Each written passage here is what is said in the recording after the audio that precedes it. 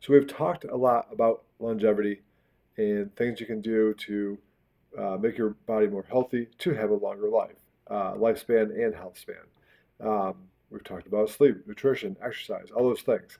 But here's a few tests you can do, some at home, some with a doctor, to really see where you stand as far as your fitness level goes, right? So doing all this nutrition work and exercise work is great, but if you need to increase what you're doing, you don't know what you can do to measure that to improve what you're doing.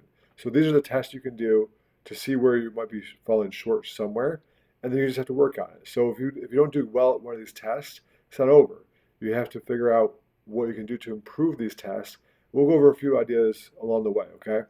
Now, these tests, again, some you can do at home, some you can do, or some people have to do with the doctor, and I have some recommendations along with some of those as well. So let's start with leg strength.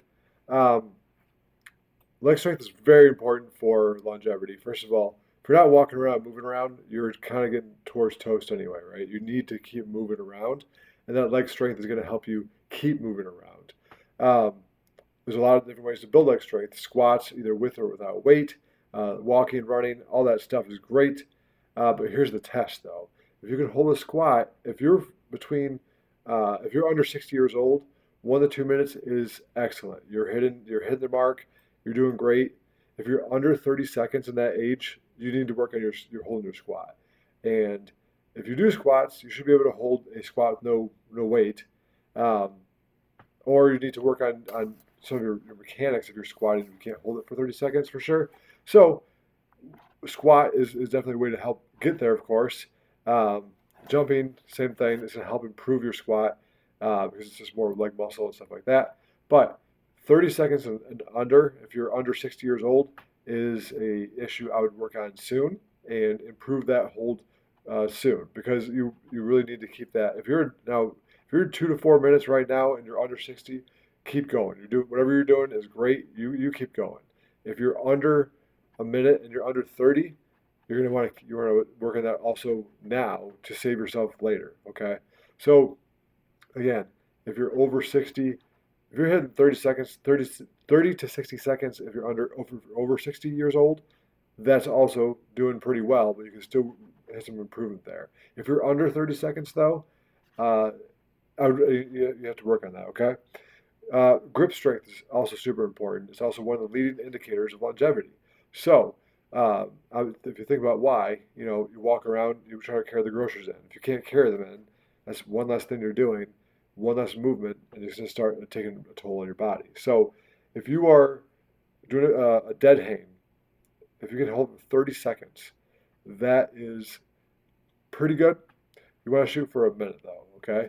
If this is your first time, if you're only doing 20 to 30 seconds, fine, don't worry about it. Keep working on it though. Work on it. You want to do probably 3 times a week of a dead hang. All it literally is grabbing a pull-up bar or any sort of bar can support your weight and holding still for how long ever you can. I will say, once you hit your max, your grip will start to burn and really feel it. Hold on as long as you can, and I've slowly added about 2 seconds every few weeks or so to my dead hang. I'm over a minute 30 now. I was about 45 seconds probably several months ago now. But guess what? I'm about a minute 30 now. I keep working on it. Even though I had good strength in my grip with deadlifts and stuff like that, I still was kind of weak in my dead hang. So eventually I got to minute 30 and I'm going to keep going, okay? But that way I'm at 40. If I can do it for a minute 30 for the next 20 years, that's going to help me in my 60s, 70s, and 80s, okay? So those dividends will pay off. Let's talk about balance. Balance is important because you're really testing your joints and some of those little small stabilizer muscles. 10 seconds for one leg should be your minimum. If you can get it for 30, 40 seconds, perfect. That's where you really want to be, about 30 seconds. Um, Anything under 10 seconds, work on that now, okay? Sit and stand test. So this is definitely more of the, you probably have this tested if you are more elderly and older, but you can work on it now to see where you stand. So when you're over 60, or if you're around 60 years old, if you're a man, and let's back up. Sorry. For a sit and stand test, you literally just take a chair and in 30 seconds see how many times you can sit up and stand up and sit down, stand up and sit down. If you're a man over 60, you want to be around 14 uh, reps in that 30 seconds.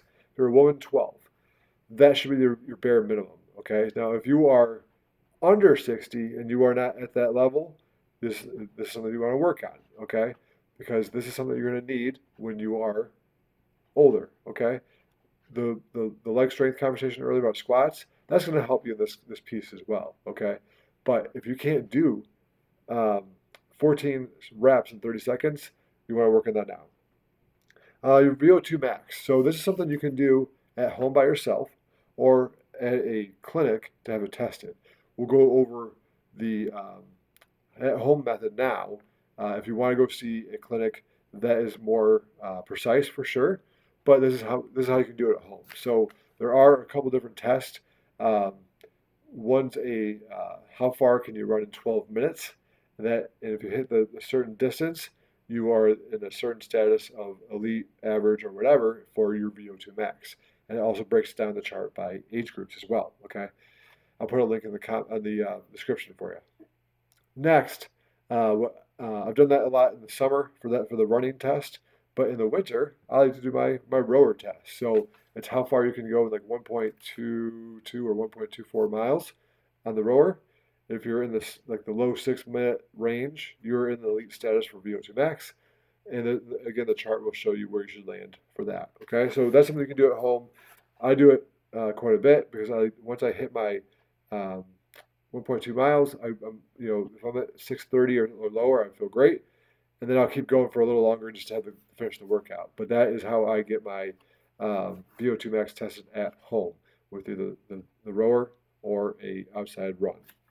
There are options for the treadmill and stuff like that. I prefer the rower or running for my.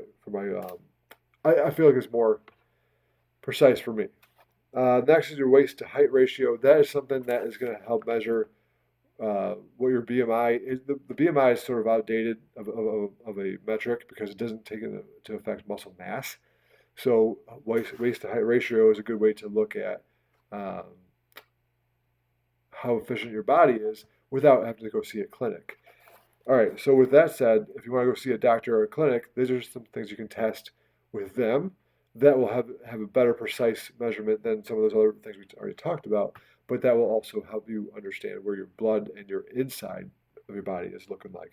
And let's start with muscle mass. So that can be done with a DEXA scan, and that will measure what your actual body fat ratio is, and if you have visceral fat, all those things is done with a um, DEXA scan. Now, if you can get that done, um, that's going to put you in a good spot to understand really where you're at, and we have to adjust your nutrition. I'd recommend getting that one. If you ever had one, get it done soon. If you have one done a couple years ago, maybe it's time again. But that is where you're going to really find out where you are missing some health factors you can improve now. Okay. Next, we have a biological age test you can get done with a blood test that will test where you mark biologically how old you are, right? So you have your chronological age. I'm 40.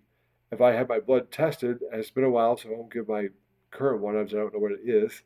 If you're, younger than your chronological age, you're doing great. You want to be over 10 years younger than that because a lot of people really can get that way with good sleep, good nutrition, and good exercise. So if you can aim for 10 years younger, excellent.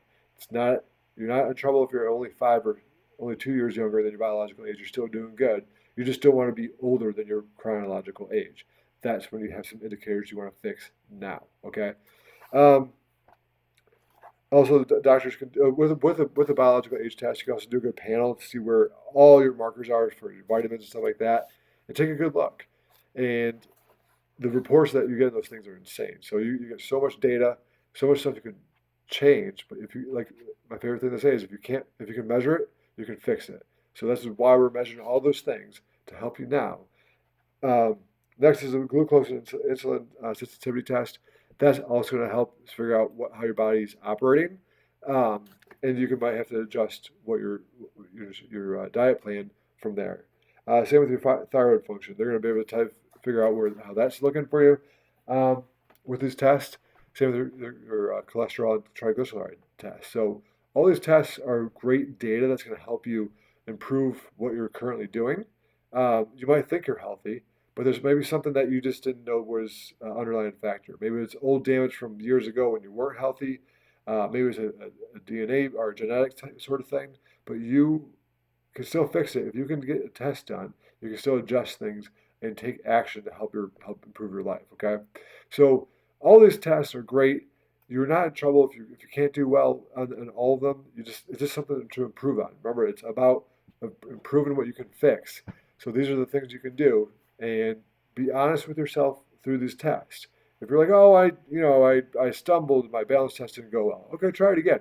Because if you don't have a true test result, you're not going to really know how you can do to improve that. So make sure you are true to your test, put some good work into them, and then write down what you're missing. And then whatever's missing, shoot a comment over. I want to help you. We'll make some videos on how to improve those things. Okay. That's it for now. Thanks for liking the video. Make sure you subscribe to the channel. And always thanks for visiting my affiliate, Jocko Fuel. The protein is super clean. I use it for the protein shakes for a snack throughout the day. When I have oatmeal, I put that in a scoop of that powder in my oatmeal. His hydrator is great. It's all great. So it's a great, also supporting a military a veteran founded company.